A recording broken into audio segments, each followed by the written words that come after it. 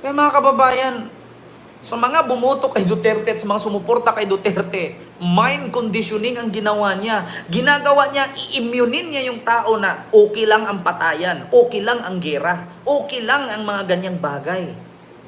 Diba? Mind conditioning yan.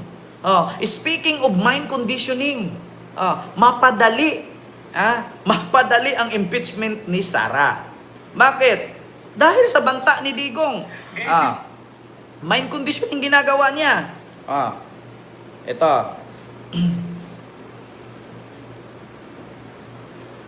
Ito, hanapin natin ha. Para makita ninyo. Ito na. Palagay niyo po. Sinong nabugsiyo? Kung sino sa... Well, unang-una, as far as I know, everyone who signed willingly. Ito ha. Duterte. Hanapin natin dito. UNTV. Totoo yan, Kent. Laging may gira. Mismo kami nanood sa harap ng lugar mismo. Sabi ko sa inyo mga kababayan, di tayo nagsisinungaling. Oo. I know what I'm doing. At, Diyos ko, alam ko yung mga pangyayari sa mundo.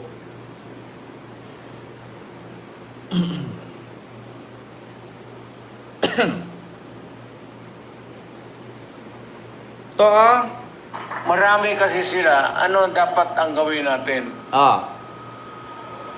Hindi, natin yung mga senador ngayon para mabakante. Kung tayo ng mga Yes, totoo yan, Pinoy na balita. senador, pasok na tayo lahat. Ayon kay Congressman Asidre, talagang mag-ama sina dating Pangulong Duterte at VP Sara. Kiit ni Representative Asidre, hindi biro ang pagbabantang pumatay ng opisyal ng gobyerno. Dagdag pa nito, inciting to sedition o grave threats ang pagbabanta sa mga opisyal ng gobyerno. Tama. At hindi pwedeng baliwalain dahil bantas seguridad. Yes. May babala rin sa publiko si Congressman Defensor na isa sa magiging House Prosecutor sa nakabinbing impeachment trial ni Vice President Sara Duterte. Hindi biro yon.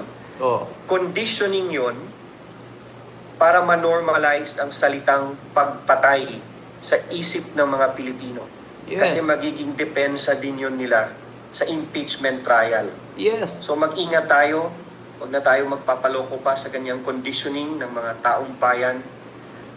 If I were the senators, I would not sit quietly taking that statement. Sabi ko, kung binabato na yung bahay nyo, dapat gumising na kayo. Tama. Tumindig na kung ano yung dapat gawin under the Constitution. And that is to proceed with trial. Proceed forthwith with trial. Marami kasi sila. Ano dapat Diba? Anong sabi ni Congressman Defensor? Mind conditioning. Kaya dahil dyan, mapapadali ang impeachment ni Sara Duterte na baka sakali sa ngayon, sa tingin ni Pangulong Bongbong Marcos, alam niyo sa totoo lang, si Bongbong Marcos parang mangangaso yan. Si Bongbong Marcos parang mangangaso yan. Alam mo ang ginagawa ng mangangaso? Mahirap kasi yung mangaso ka ng umaga, mangaso ka ng gabi. Bakit? Kapag nangangaso ka ng ibon, lalo pag agila, tulog yan. Lalo pag inilawan mo ng flashlight yan, malabo ang paningin yan. Mabilis mahuli. Sa ginawa ni Pangulong Bongbong Marcos doon sa kanyang rally,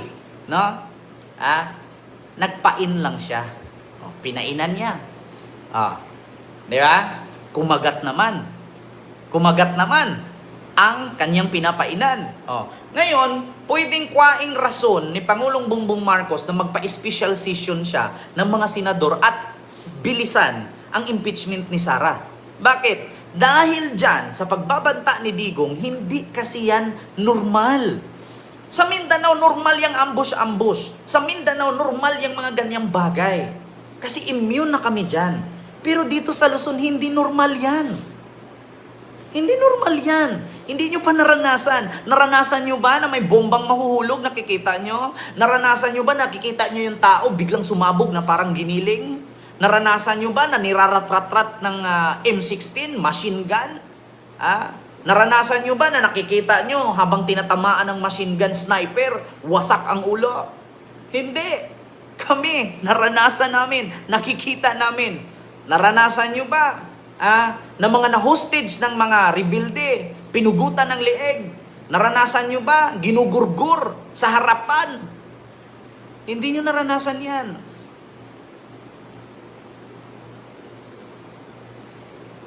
Ano sa Luzon nakaranas?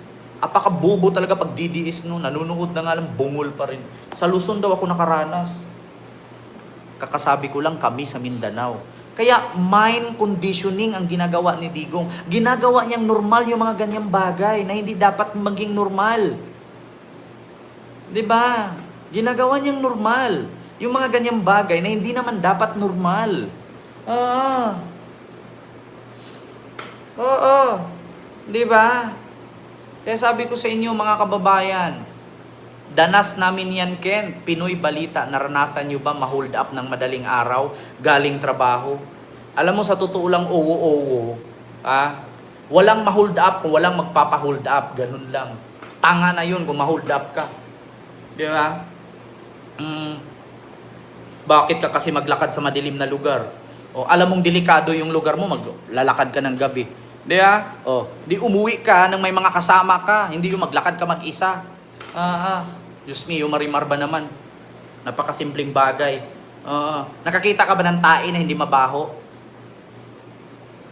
Malamang pag nakaapak ka ng tae, tas mabaho, tae yan. Diba? O alam mo palang may tae, ba't mo inapakan? Diba? Sa sunod, huwag ka nang dumaan dun. Hindi mo naman, ang buhay kasi, may challenge yan eh. Kung alam mo sa lugar na yun na dinaanan mo, na hold up ka, huwag ka nang dumaan ulit dun. Magpasalamat ka pa nga kasi buhay ka eh. Yung ibang ang hinold up dyan, sinaksak na, pinatay pa. Di ba? Ganun lang. Pag dumaan ka sa lugar na yan, maraming aso, alam mong maraming aso, huwag ka nang dumaan ulit. Yeah? Oranvo 94.3, maraming salamat po sa iyong palipad, super sticker. Thank you so much po. Di ba? Yun ang totoo. Naranasan mo na yan, sabi ni Toto for Duterte. Hindi ko mararanasan yan kasi hindi ako tanga. Diba? Alam mo, kung nakatira ka sa squatter area, alam mong maraming halang ang bituka dyan, mag-adjust ka. Hindi yung ang squatter area ang mag-adjust sa'yo, hindi ka prinsipe. Hindi ka espesyal na para sila ang mag-adjust sa'yo. Alam mong pag nasa squatter ka nakatira, marami talaga dyan. Lalo na pag tundo, marami dyan. Alam mo naman na ganyan na, hindi ka mag-adjust. Hindi tao ang mag-adjust sa'yo, hindi snatcher ang mag-adjust sa'yo. Ikaw ang mag-adjust.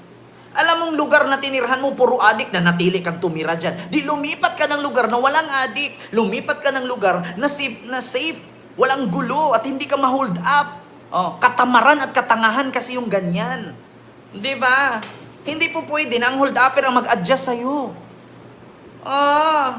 Ngayon, kung hinold up ka at buhay ka, magpasalamat ka sa Panginoon. Ang pera at ang bagay na hinold up sa'yo nakikita, pero yung buhay hindi. So alam mo na hold up ka sa lugar na yun, bukas makalawa, lumipat ka na. So ba't di kayo lumipat sa lugar na walang abo sayap? Oo. Sabi ko sa'yo, magkaiba ang Tondo at magkaiba ang Mindanao. Ang Tondo maliit lang, ang Mindanao pangatluhing laki ang Maynila. Kahit saan ka lilipat. Alam ni Duterte yan.